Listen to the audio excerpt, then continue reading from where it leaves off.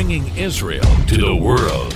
This is IBN News. With News of Israel, I'm Susan Michaels. According to sources, Prime Minister Benjamin Netanyahu is considering firing Transportation Minister Bezalel Smotrich from his government.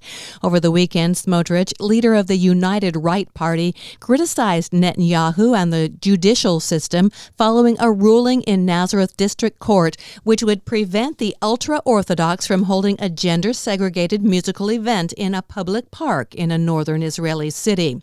On his official Twitter account, Smotrich said, "Netanyahu is a weak prime minister with zero leadership skills. Deputy Attorney General Dina Zilber is the real prime minister." In a later interview, Smotrich said he doesn't regret his decision to lash out against the prime minister, saying when Likud Party's friends were sticking knives in Netanyahu's back, I was there to defend him when it was just and appropriate. There's a new program being proposed by the California State Education Board. The program has Jewish and Israeli parents in the state upset because they say it presents the boycott, divestment, sanctions movement and other anti-Israeli content in a positive light.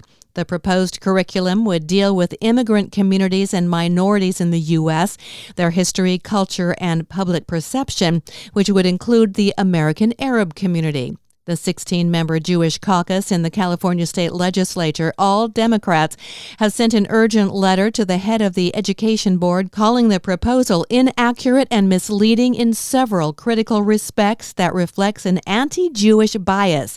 California's is the first state-level curriculum on the academic subject in the country.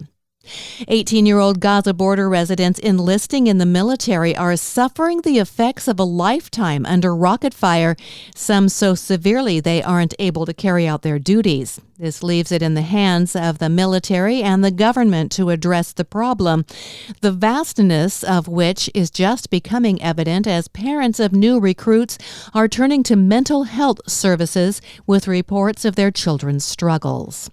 And a malfunction in the baggage handling system at Ben Gurion Airport has forced hundreds of passengers to board flights without their luggage. They say it will be sent on separate flights to their owners at a later date. I'm Susan Michaels. IBN, Israel Broadcast Network.